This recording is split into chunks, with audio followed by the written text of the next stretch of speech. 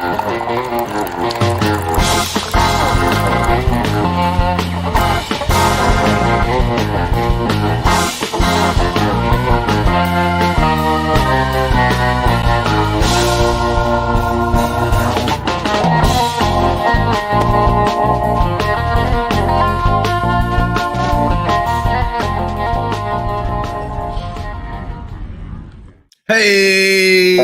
Good how's morning. everybody doing? Good morning. Good morning. It is Proper Cup of Joe. Well, wait a second. It's Chris Cup of Joe, which is Adam's invention, but I don't quite understand. Well, I get why it's Chris Cup of Joe, because Adam is not here, and we have Chris Shelly with us from B and S Reptilia. How you doing, Chris? Great, doing really good, man. Spring is here. The sun's shining today. No rain yet, so I'm good. Very good. That's great. That's great. Now, I'm terrified of doing this without Adam because really people tune in for Adam, and I'm just kind of the sidekick guy who asks silly questions that everybody knows on the chat. Let me ask you this first question, Chris. Have you ever been abandoned for a rock band the way that Adam has abandoned me this morning? Nope, never been left with the mic like that before. But he's got a lot of trust, and he feels you're very empowered. You can do it, definitely. I do have a bone to pick with him, though. Oh, really? What? He spelled my last name wrong. Oh, really? Well, let's straighten that out. What is it? S? Just what? Oh, he put an extra E in there. Those extra It's E's. okay, though. Those extra E's. They get in the way. They get in the way.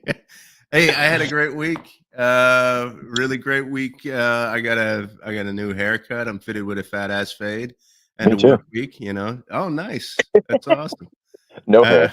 Do you do that yourself, or do you go to the barber? Yes. You do. Custom.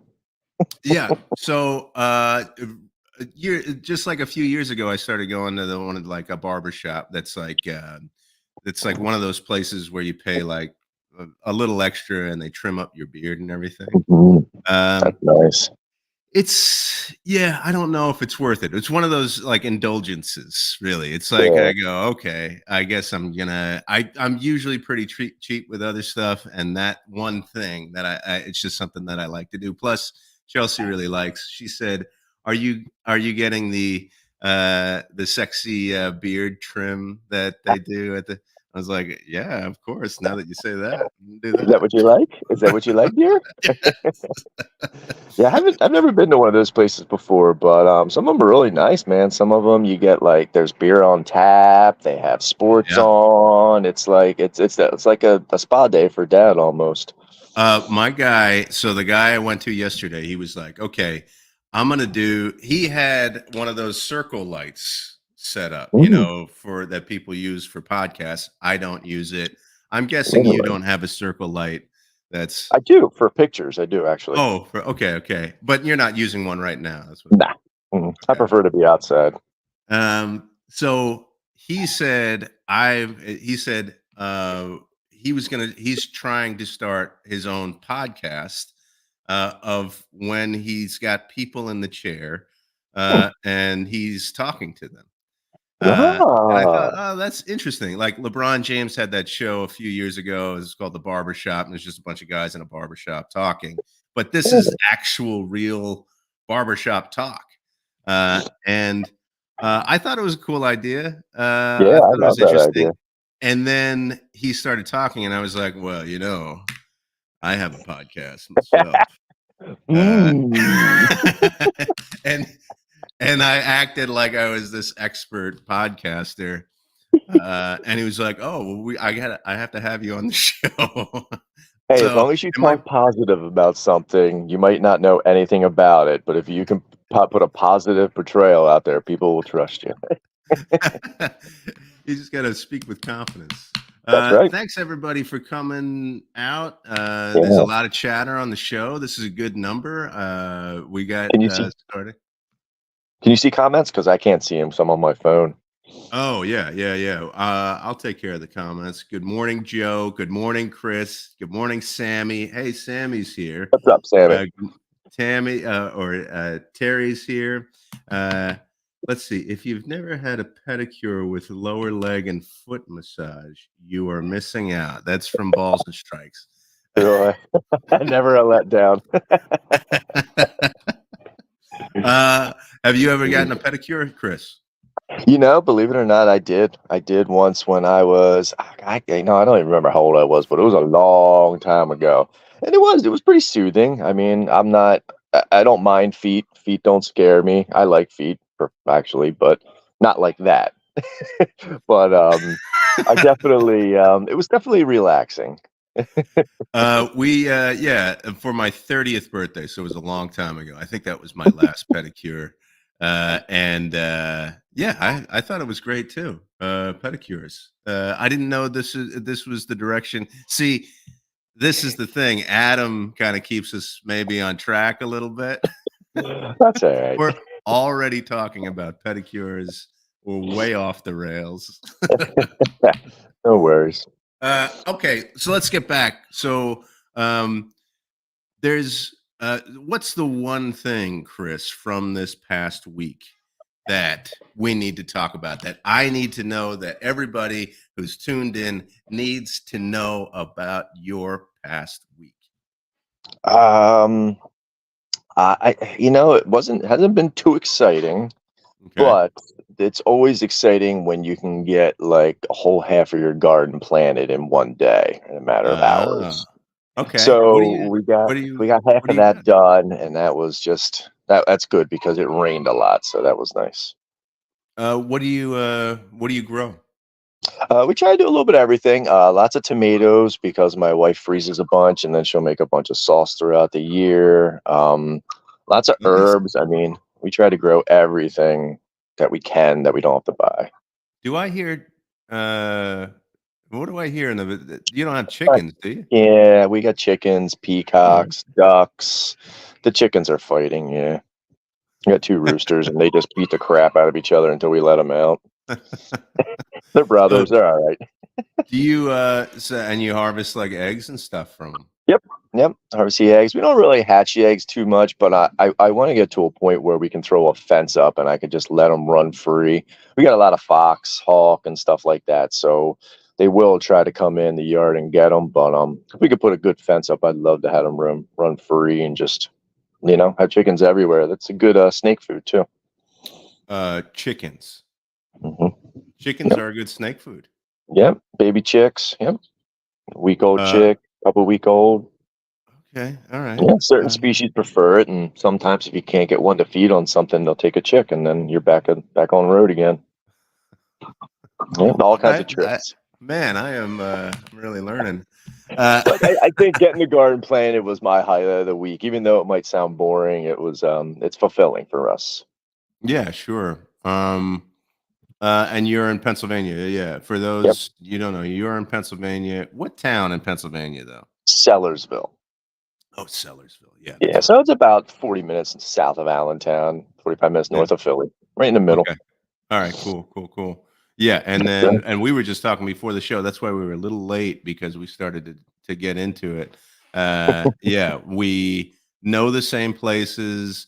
We kind of. Did you grow up in Sellersville? I grew up in Sojo. Yep. I'm actually live now in the house I was raised in. So when my Oh, dad passed, I bought the house and then remodeled and did everything. So yep, oh, that's nice. That's yeah, nice. it's pretty cool. Yeah, I'm going home. To I still call it home. I'm going home next weekend. I got to figure this out with Adam too, because I'm going to be on vacation a little bit. Who Woo! doesn't love chicks? That's what That's right. balls and strikes. And I think he's talking about the animal, but Maybe. and uh, I didn't know that chicks, is that a common thing to feed snakes chicks? I wouldn't say it's common, but it's definitely another arsenal a piece of arsenal to have in your tool bag when you have, ball pythons or really any species. Mostly the birds are used for some of your more of your, not necessarily more of your Australian species, but anything that kind of throws up a little roadblock. A lot of times anacondas are tough to get on rodents, so people use chicks or chick down to scent rodents. Chris, what kind of what's your collection like? It varies a lot. It's mostly ball pythons. I would say like a good 175, but Okay. then I'd say there's 20 to 25 colubrids, which are like your pine snakes, bull snakes, rat snakes, stuff like that. And Okay. then handful of locality boas, probably like 10 to 15, and then a little bit of blood pythons. So a good little array of things. What's a locality boa? What's locality mean? So generally, you have like Colombian boas, which are not a mutt boa, but there's very many different morphs. We always talk about morphs with ball pythons, which is your different colors and stuff. Um, your boas, you have your Colombians and Central American ones that have a lot of these morphs, but when you deal with a locality boa, you're dealing with a specific locality. So like we breed Tarahumara mountain boas. They come from a distinct mountain range in, South Mexico. Okay. Or if it comes from an island, that would be a locality. Oh, okay. Okay. I see. I see. Interesting. So This how sounds and how cool. long have you how long have you yeah, I know. And partly in captivity, and then it sounds like you have a lot of wildlife around you, fox. Mhm.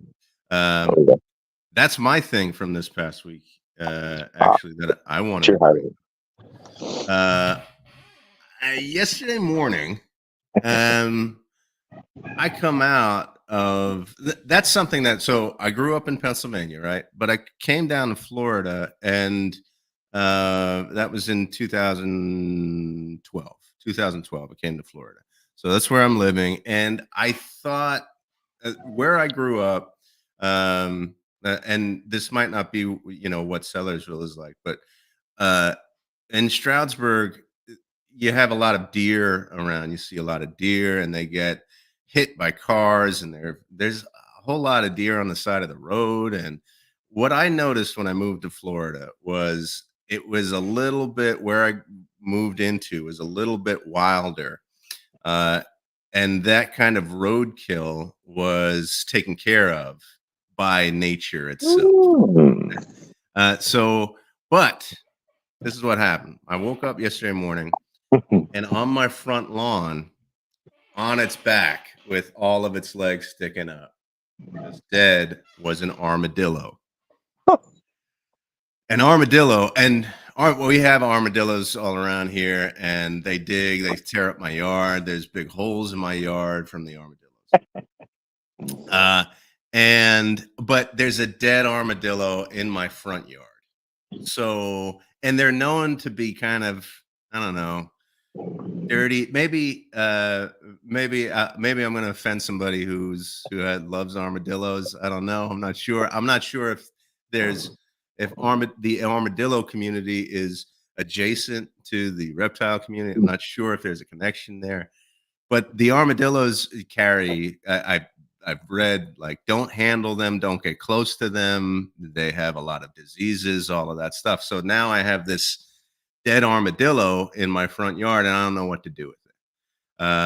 So we're kind of like, okay, we're not really too sure. We've all got things to do during the day, so we go and we do them, and we just kind of don't handle the armadillo, and it's just sitting out there. And about noontime, that's when the vultures start to find this armadillo.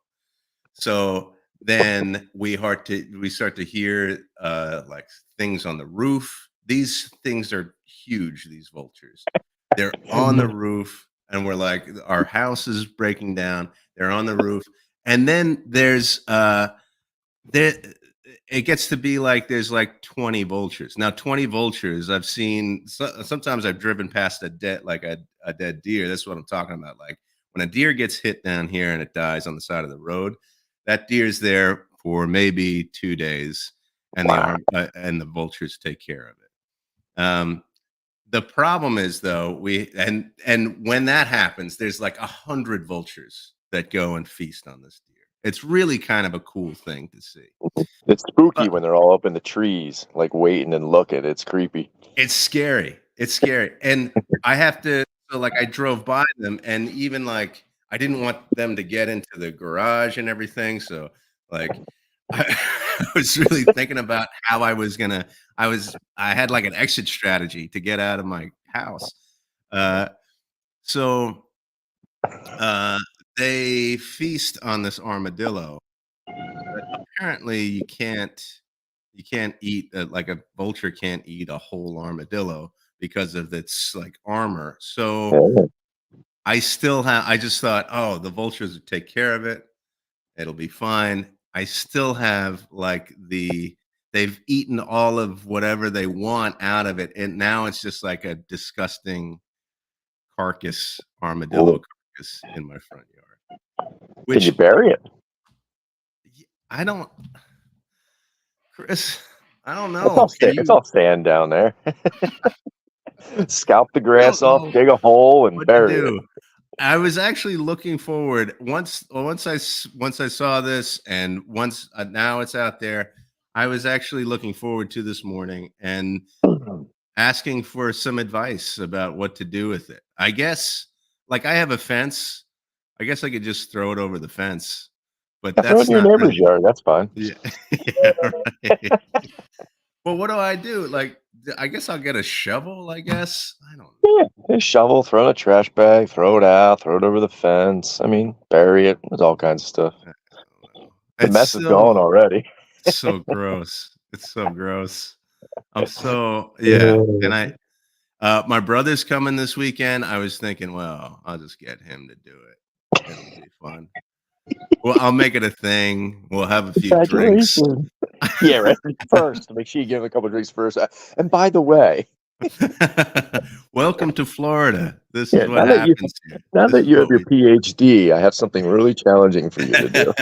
maybe, yes. Yeah, maybe I'll just bring him back down to earth with a little armadillo carcass handling. And I'll I just like it. pretend like it's like a Florida thing and he needs to be uh he needs to be like hazed into experiencing what Yeah, Florida you want to be Florida man? This is what you got to do. Uh, That's so fun. that was my one thing. There's another thing though that I want because we talk about music on this show a bunch. Mhm. Let's see. And I want to look at the chat here. If anybody has any ideas of what to do with an armadillo carcass, please share that with me. Um, uh, there is a radio show that I listen to. It's a Sirius XM show. It's called Bennington. Ron Bennington is a guy who was he started his radio career in Tampa, but he grew up outside of Philadelphia. Okay. Uh, and now he's in New York. And I started when I was living in New York City. He was on like the terrestrial radio, the WNEW, I think was the. So I listened to him there. He had a show. He had a show in Tampa called Ron and Ron. Then there was Ron and Fez, and now he has this show called Bennington on Sirius XM. They talked about this thing called frisson. So it's a French word, but it describes the feeling, like the physical reaction of chills when you listen to certain songs. So there are certain songs for people that give them like physical chills. Are you like a music guy? Do you really like music? Yeah, yeah. Music is very important. Over the last, I don't know, a few years or so, it's gotten a little bit distant, not as important as it used to be. Yeah. But it's still a must-have. Like music is just definitely something that's very enjoyable. I'm not in tuned like Adam is, like talented with music, Uh, but I do very much enjoy all types of music. Definitely a must. can you think of a song Like they brought up some songs that like, oh, give them chills. Mhm. Just it's a physical reaction. One guy said, and it's funny. He's kind of like a rough Queens guy who said he loves "Who Am I" from Les Mis. That gives him chills. Like From where? the from Les Mis, the musical. Okay. Uh, it gives him chills. The one lady said like, "Oh, the uh, Pink Floyd song Dark Side of the Moon, the when the woman sings, I can't remember the name of that song. Yeah, Like I don't know the moments name of in that song. how about anybody on the chat? Songs that give you chills, songs that give you chills. I'm just kind of curious. It's something that I was thinking about. Nice, yeah. The one that definitely always did. I don't know why it did, but it was the Titanic. That the song that Celine Dion did. That always Yeah, got me. No emotional part to it, but just the movie and the intense of of that scene. That always does it. that's exactly it. So Mhm, people started calling into that show and they started saying, "Well, I love this song and I love." It's not necessarily songs that you love. mhm. It's songs that give you like this feeling, and they started to talk about like soundtracks and stuff. So Oh songs yeah. from movies and like because they're associated with certain movies and moments. There's this. I love the Royal Tenenbaums. I love that movie. And there's this one part, "These Days" by Nico, where there's Mm. like this woman walks off a bus and that song is playing, and I'm thinking about it. I'm getting chills. It's just like those moments. I just wonder if anybody else out there has those types of songs. Put them Definitely. in the chat. I want to hear about them. Oh yeah, there's definitely a few of them. Yeah, wedding songs, just old songs that you heard back in the day as a kid, and it's almost like going back to that. Certain smells bring back those feelings, or they conjure up memories and stuff like that. But there's definitely songs that'll do that. A good handful of them. I love it. Isn't that weird when you walk into some place that you used to be in a lot and you've forgotten about that smell and then you get that smell and Hmm. it's like, oh, it brings you back, definitely. Yep. Oh yeah, Um, and that sucks yeah, because when I got COVID back in, like, I don't know how many times I've had it, but that first time that we got it in like 21, my smell just got destroyed, and it really? never came back solid. Like, there's still a handful of things that if I come across, it just doesn't smell like what I remember. Really? Yeah, Wow. it's interesting. Like skunks for one. I can smell a skunk, but Yeah. it's not the same pungency or aroma that I remember as a kid Uh, or even 10 years ago. I guess that can be kind of okay though. I mean, you're Yeah, it's talking not about too skunk bad. smell. It still But stinks, but yeah, it's those yeah, because you want to, the fullness of an experience. You want to be able to have it. But I mean, especially with handling snakes. The first time Adam showed me his ball pythons, one of them had taken a huge dump, and I was like, How do you even? I can't even. That is one of the worst smells that I have ever smelled in my in my imagine a room full of, say, like 20 of them go at the same time. That's when it's nice. life. That's oh my gosh, it's awful. Um, we have a topic this week that I think it's very actually I've experienced it recently, Me too. and it's dealing with it's this question of um, pr- first of all preventing burnout, but also staying relevant. It's like walking that line of being innovative. Uh, Uh, and maybe that is the response to burnout, but like, h- how long have you been doing this, Chris? So I started collecting when I was a teenager. Growing up, I caught all kinds of weird things around this house and kept them. And when I was about 14 or 13, I actually like bought some corn snakes and some actual real like pets and tried breeding. And I had a couple small clutches of things. And then, so through my teenage years, I had a few, and then I had to get rid of them because I got into some trouble and wasn't taking care of them. And then got back into it in 2013. So hardcore keeping and breeding, it's been just going on 11 years. 11 years. Yeah. So, I mean, that's so for me and thinking back over the things that I've done, that 11 years, I've never done anything for 11 years. You've been married that long, right? Uh, well, I was married for 4.5 years before that, and that, believe me, that was a long time. Uh, It's all in now, perspective. yeah, yeah, right. But yeah, I've been with Chelsea for a long time. But I mean, in terms of like work or Mhm. working, and I remember you've been on the show before when you were talking about, uh, the move that you made to do this, to work on this. It was about doing the things that you love. But still, even when you do the things you love, you experience moments Mhm. definitely where you go, Absolutely. yeah, I don't know what I'm doing anymore. How do you experience burnout? What do you do about it?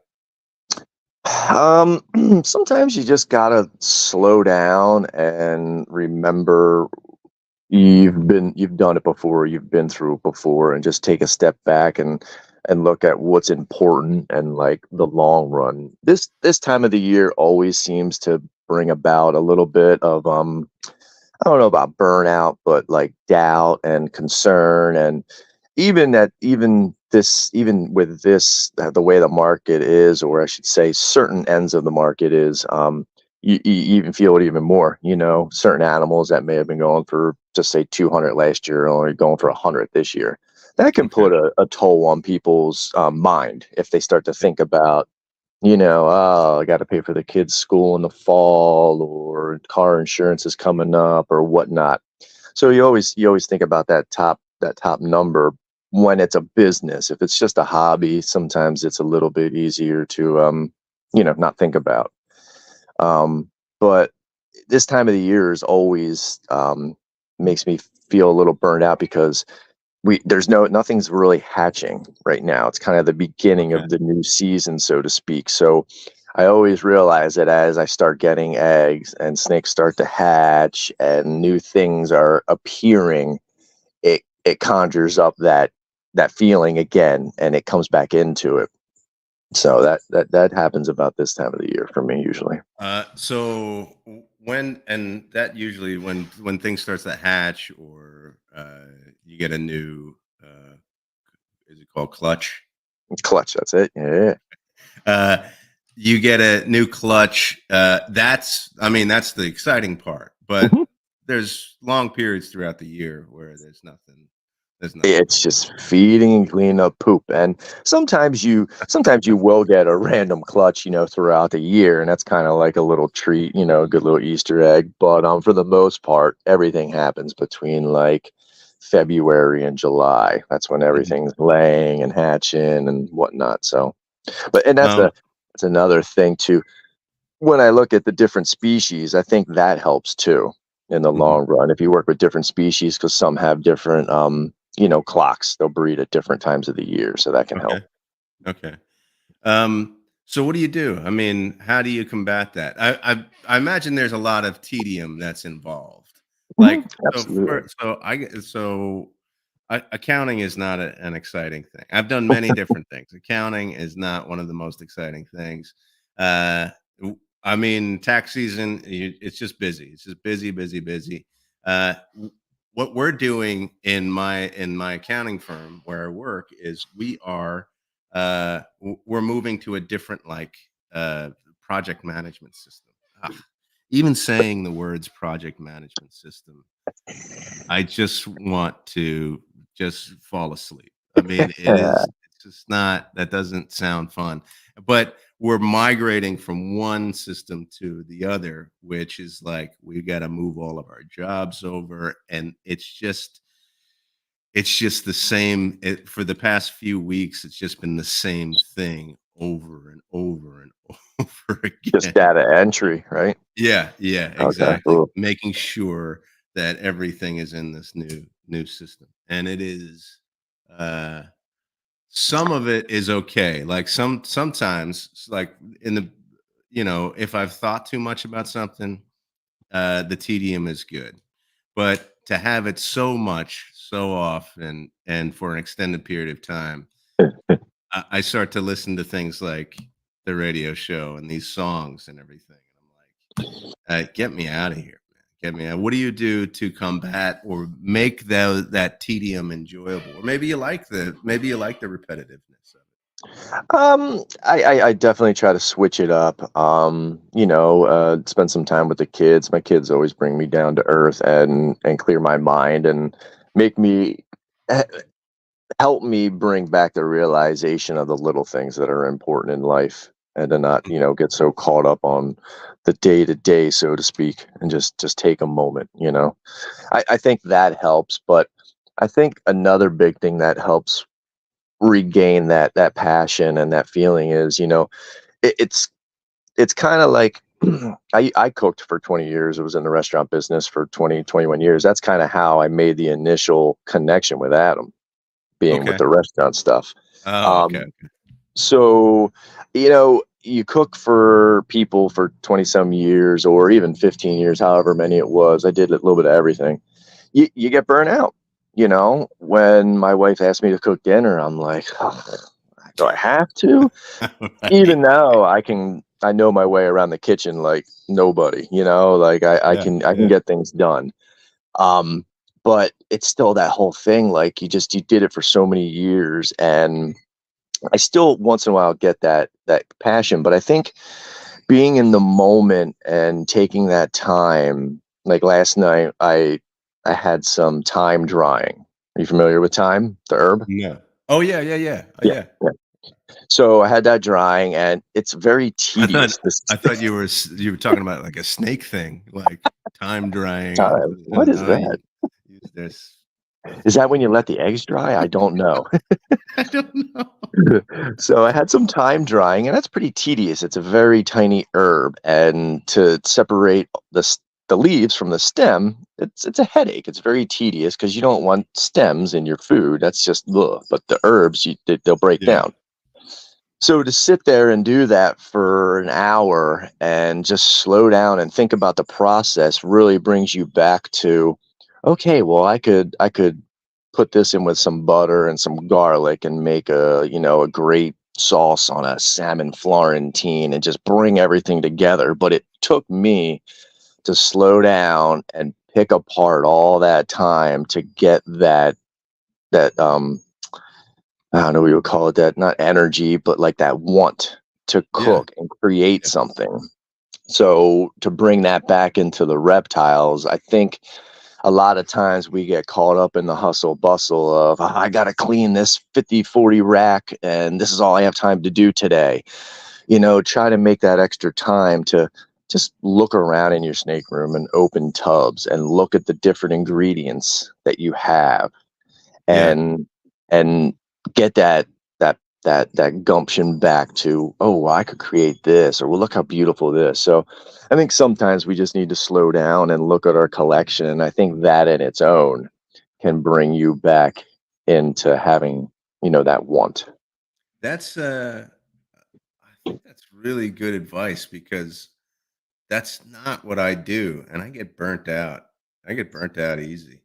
Yep. Uh, to be able to take the time and go and reflect on what you're doing, Mhm. and reflect on the reasons why. Oh, so I've done this is how I deal with burnout. I leave. I go, I'm this is not fun anymore. I'm going to try something different.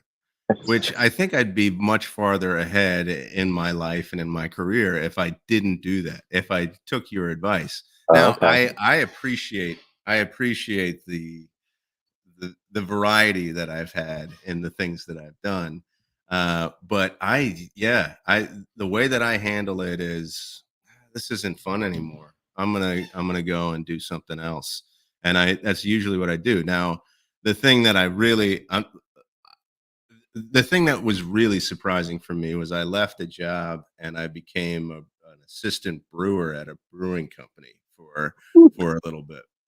And that was I didn't realize that 80% of that job is just cleaning stuff and Mhm. sanitizing it. You So mean it's it's not tasting beer? Ah, crap. But and I was like, "Oh, man, this is not fun. This is just cleaning and sanitizing. It's not being creative, and it's not create like, yes, there were days when it was we were brewing beer, but still it was like it was having that patience of like a few weeks later being able to taste what you made and everything. But it was just all it was just sanitation, cleaning, sanitizing. And I thought this is not fun. This isn't fun anymore. And I lasted about 3 months. But if I if I took your advice and I thought, well, maybe if I could really think, like reflect and go, this is what it's leading up to. Uh, this is fun. I mean, there's not, I, one of my favorite things to do on the planet is to, to be in a bar with a whole bunch of different people and to enjoy myself, not, get blasted or anything, but I just love the atmosphere of a place like that, and Yeah. especially breweries. I think they're just really fun if they're not pretentious. So, uh, so I thought, well, I'm gonna get involved here. I'm gonna do this, but the tedium of it and the sanitizing and the cleaning, it was just like that. This isn't fun. I'm gonna do something else. Uh, Yep, definitely. um, so. What am I doing? What am I doing now in terms of the tedium of this? Is I'm trying to do what you're doing, which is like take the time. This is going to be better in the long run for us. This new project management system. This new project management system is going to be better for us. We're going to make a Yep. lot more money. We're going to be able to serve our clients better. All of that crap. I'm trying to to be reflective of. It's tough in the moment, but yeah, I mean, and like, I don't know if when it gets to be too much, can you put on that song that gives you chills and just take five and Yeah, maybe bring you back down to earth? I'm trying to do that. Like, that's why I bring up Bennington because in the tedium, I can listen to somebody talk, and I think he's really funny, and so it makes things better. Um, so there are things like that. Now, I did in thinking about this topic, I did read this article from the Harvard Business Review, and one of the things that causes burnout is a lack of production. Mm-hmm. So I Big time. think part of part of the feeling that I'm having is not just the dealing with the tedium of this project. It part of it is there's so much that we produced during tax season. So both of our industries here, Chris, have seasons, I would gather.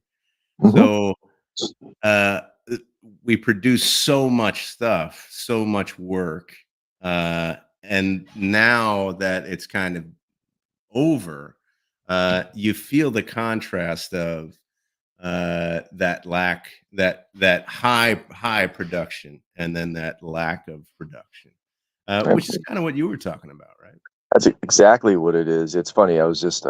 My wife works nights. She bartends, so I waited up last night, and we briefly like discussed that kind of. She saw my notes, and it was just like like she's noticed how I've been kind of like blah, blah, not moping around, but just not like we gotta do this, we gotta do that, blah blah blah. But it totally comes down to that production type deal of it, and that has a lot to do with it because I feel like I'm just treading water. I feel like nothing is happening right now. Mm. But I know in 3 months it's gonna be like overload or Yeah, 2 months. yeah, But right now it's just very like, like you said, that quiet.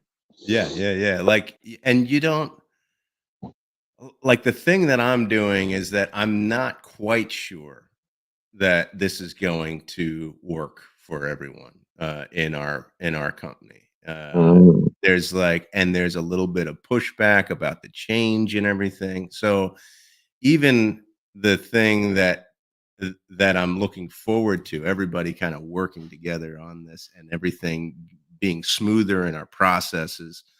Uh, there's some question as to whether or not it's going to be really the work that we're doing right now is going to be really good for us, or if I'm just spinning my wheels. If I'm so is just, yeah. is it employees questioning, or is it the Yeah. customers? Okay. It's the employees questioning. Yeah, Okay. yeah. It's the employees going, "Why?" I mean, this new system doesn't do this or that, and so we don't really know. We don't really Right. know until we really get into it and use it and learn how to do it. And whenever you do like a big change like this, it's you're asking your employees to go to to continue doing what they need to do all the time, but then have this other part of your job where you have to learn this new thing. Mhm. And there's always pushback from employees like, Yeah. well now we got to do this extra thing. And that's a shame that it comes down to that, and I'm very guilty of that as myself. "Oh, I gotta learn this now or something new." But Right. let's flip the script, and let's say it was something you were interested in. So, say, for instance, it's a new species I acquire.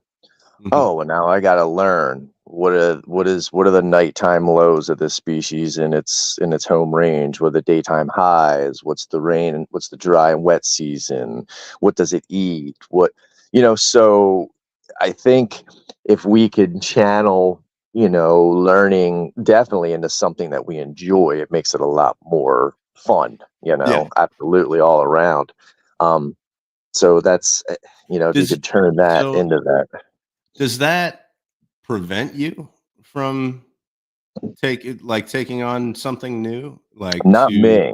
no, not you. No. Not you. No. Other people, I feel it could be challenging, but once you learn it, it's not a challenge no more, so to speak. That's one thing I really enjoy about the other species is the challenge, to get something to breed consistently. Because if you can get animals to breed consistently, I think you are providing the utmost best habitat for them. Mhm. Yeah. In my eyes, I feel if an animal is eating consistently and breeding without issues, it's comfortable. You're doing something right. Um, this also brings up another it's kind of an adjacent, topic, but, um, being innovative, uh, like coming up with the new thing, like coming up Yep. with it like I've heard like, we've talked about this on the show, like there's breeders who just want to find that next gene that is like that discovers there's like a discovery and it's going to put them on the map. And then there's this balance with that being trying to be innovative and staying relevant, uh, and balancing that out though with like being tried and true, just continuing to put out a good product, continuing to cultivate good, long-standing relationships. Mhm. I wonder about that. Like, I wonder, like the same thing with us. Like, when we're moving to a different kind of system, that's going to affect the client. The client, we have a lot of older folks in Florida, and they don't like change. They don't want to change. They like the thing that they've always dealt with, and now we're asking them to get on a portal on online or whatever, and they're On like, that well, I'm damn not gonna computer. yeah, I'm not gonna do that. So so but in the long run, like we've got to take care of those clients, yes, but in the long run this change is going, I keep trying to convince myself and our employees, this change is going to be great. This change is going to be really good for us. So how do you walk the line between you know staying relevant, doing the new thing, getting better and better, but also making sure that the clients that you do have, the relationships that you do have are maintained. Right. And then, and like what is relevance in the reptile business? What is, I mean, that could be a ton of different things to everybody, different people, and and nowadays it's easy to be relevant, but in the same hand, it's tough because like last night I was on a podcast, Reptile Lounge, shout out, check them out. Um, I was on one talking, and meanwhile, there's 4 to 5 others running, and it's okay. Well, how are we captivating an audience? Are we talking about what's relevant? Does it matter if we're Yeah. talking about what's relevant? Should we just be talking about ourselves? Are the people there to see us and learn about us? Or, why are they here? They could be over on Snakes and the Fat Man channel. They could be over, like I said, there was like 4 podcasts running last night. Okay. Yeah. And to top it off, it's like, well, how do you keep everybody happy? Hmm. Because a channel I sponsor was on last night. But Okay. me as a sponsor, I'm on another podcast, not supporting one I sponsor. So luckily, I feel like you support yourself or you surround yourself with certain type of people that even though you're not watching their podcast, you're a sponsor and you're still supporting them, and they understand that. Yeah. You're still supporting them because you're a sponsor. So it's, it comes down to where do you draw that line of trying to be the most relevant and stay on top of, the scene. Yeah, this is I really like this from ODGC. Um Offer rewards. I was thinking you have to bring them along on your journey, which is Mhm. it's kind of a it's kind of a neat idea that it like changes the perspective of you have clients, yes, but especially with this with reptiles, you're creating a community. Like there's a communal aspect to this. If you're Mhm. involved, if you have ball pythons or other types of reptiles, you're involved in kind of like a culture, a community, and that's what I like about most of the breeders that I've come to know in the past year or so, is that they're all trying to do the same thing. And when somebody enters into this, you're kind of bringing, and then there's change. You're kind of working to bring them along, to have them be a part of. Come and listen to the podcast. Come and listen to, come to the show that we're doing. Like all Mhm. of that. Now, all of that I think is geared towards, yeah, if you want to buy something from us, we're here for you. But there's this whole like culture that's around it. That's really cool. I don't know if I can create a culture around For accounting. accounting. Excuse me, do you like numbers? We math. Yeah. Right? Yeah, and that's a big thing. Like just this week, I was listening to a podcast, and the guy was right outside of Coatesville, 20 Okay. minutes from me, Yeah. and he was kind of like the guest appearance, and boom, I got right on Instagram, followed him, sent him a message. Hey, we're the local PA crew. We got a good group of people. Check us out. This is what we're doing. Come see us at shows.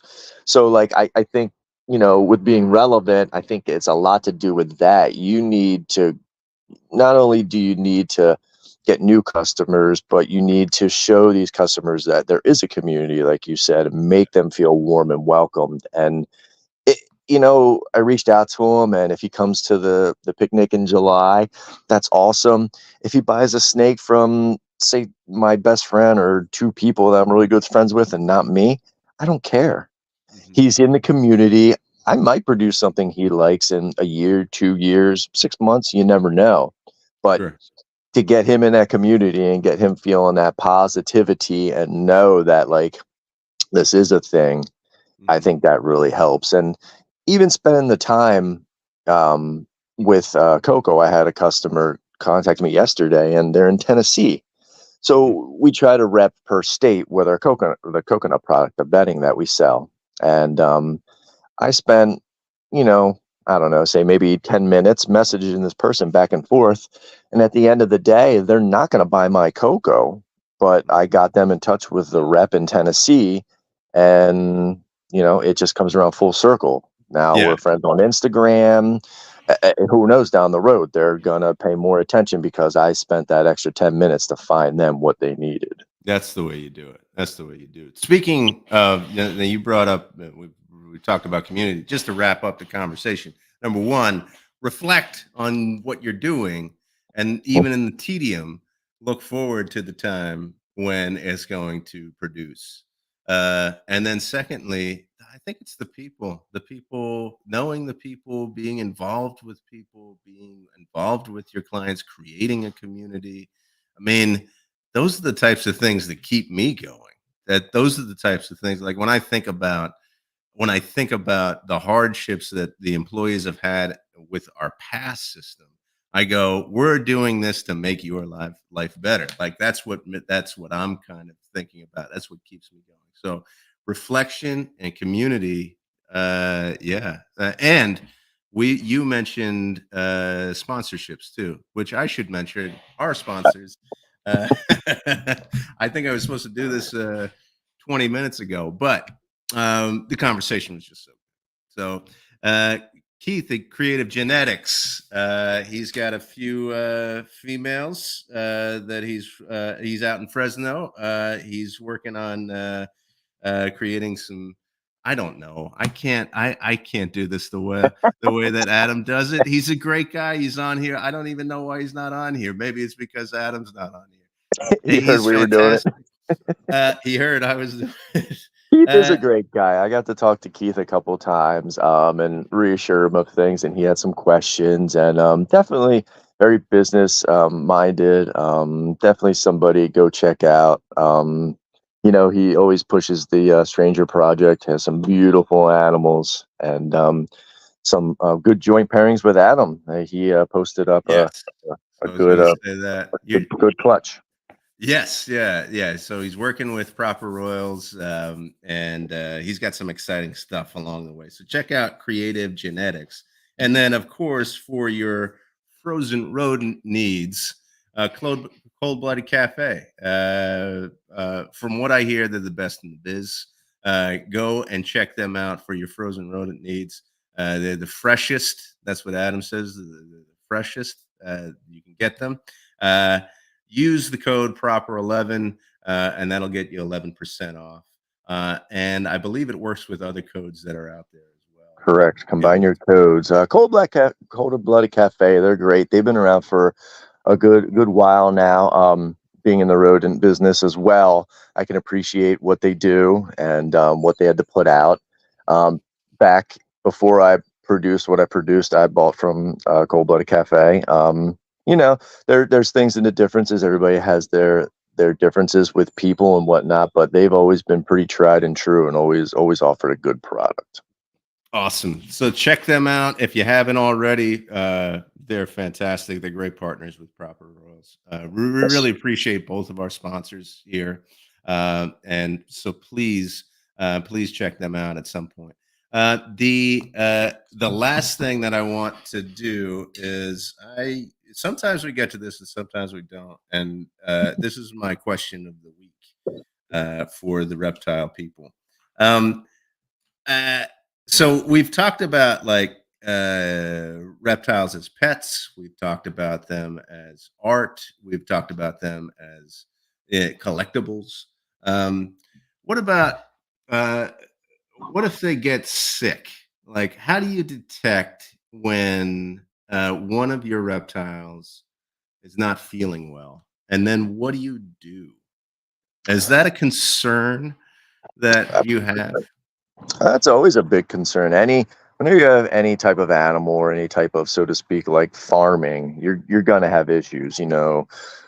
More money, more problems, more animals, more issues. You just have more of a plethora to deal with. You watch body language. If they're not eating consistently, or if they're off food for a while, that doesn't always mean there's an issue, but usually that's one of your first signs.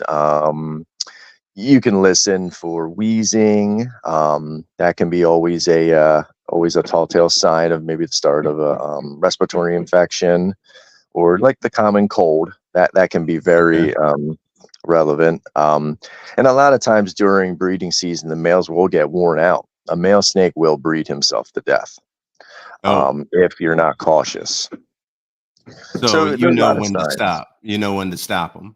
Yes, you should. Like I said, the biggest trigger is when they don't eat. That's one of the biggest triggers. If a male doesn't eat, I'll give him 2 or 3 weeks, and then if he still isn't eating, then he's done breeding until he Okay. eats again. Okay. And then Okay. sometimes they won't go back to breed. Then, like they're done for the year. Then it's almost like a switch.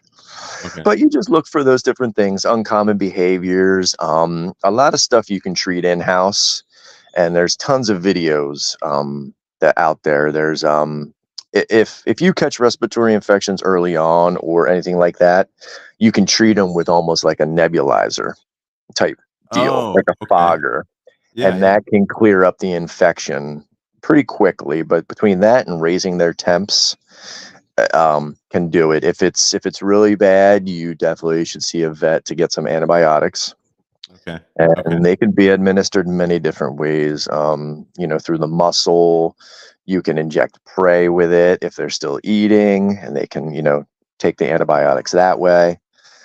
Yeah. So are there vets that specialize in reptiles? hmm Or is it like, yeah, they are. More of an exotic, they would call just an exotic animal. Okay, okay, Exotic okay, animals. So, like, we got one up the road here that deals with horses, okay. snakes, cows, whatever, rabbits. As much as a rabbit doesn't seem like an exotic, it can be. Yeah. Um, so yeah, there's certain ones, and there's not as many as I feel like there should be. There's definitely a void there, I feel like. Okay, okay. You need more exotic vets. There's a ton Uh, in Florida, but as you move north, it gets slim. okay. Um, and this is on my mind because of my armadillo out in the front Mhm. yard. What happens when one of your snakes or one of your reptiles, what do you do when they pass away? Pass away. Depends I on the. feel like pass away is like when they die. Like pass away, I'm being like too I don't know, emotional about it or something. No, absolutely. Like it, when you have an animal for a couple years, no matter what it is, you can get attached to it. Sure, yeah. Um, there's different ways to discard. You can bury them just like any other animal or a household pet. You could take them and get them cremated, but that's gonna cost you an arm and a leg. Sure. Depending on the size and what the snake died from, you can use it as a feeder. Okay. Oh, So, babies that are stillborn or come out with severe kinks, okay. you can humanely euthanize them and Okay. feed them to a king snake or a Drymarachon species. Anything that eats other snakes, Okay. Okay. you could feed them to. And that was my next question, which you answered is do you go, "Oh, I gotta put this snake down." Like, is there a moment where you go, like with another pet, you go, this life is not good for them anymore. I need to put Oh them yeah, down." Yeah. definitely. Yeah, there's definitely some. Some will come out severely kinked, like I said, and you could have a clutch of 8, and 7 of them are perfectly healthy, and one is just you don't know what happened. It Yeah. looked like you Yeah. dropped the egg, Okay. and it's Mother Nature. We're not always perfect. Nobody's perfect. Um, there's always complications, and just like with anything, you're gonna have it. You have to expect it. I Mhm. wouldn't ponder on it, but it's going to happen. And yeah, if you know somebody or anybody that has king snakes, you could always freeze that specimen, especially if it died of unknown causes. If it was something that was severely ill and was just not good, I wouldn't recommend feeding that to another animal. Okay. Okay. Well, Chris, thanks so much for filling in for Adam. This was great. We Absolutely. did it. We got through it. Woo, We an got hour. and there's let's see. What Uh do we got? I wanted to go back to this. Phantom of the Opera and Wicked. There's some songs in Ah, there. Check that out. Oh, we got a suggestion here. Search that's fun. Russell Allen for the Sake of Our Brother on YouTube. That gives Balls and Strikes some chills. We've Okay, got, yeah. let's see. Just hearing that Trans-Siberian gives me a little bit of a chill. Yeah. Right. Amazing Grace, Oh, especially on the bagpipes, hey, that did which it to me at Easter. a little bit about. Yeah, Thanks so much, Chris. This has been really fun. It's a great conversation. Thanks so much for sticking with us on the chat, and hopefully this was still a good conversation. I thought it was fantastic. Thanks so much, absolutely. everybody. And let me see if I can start this. Let's see, Thanks, everybody. and see you next week. Well,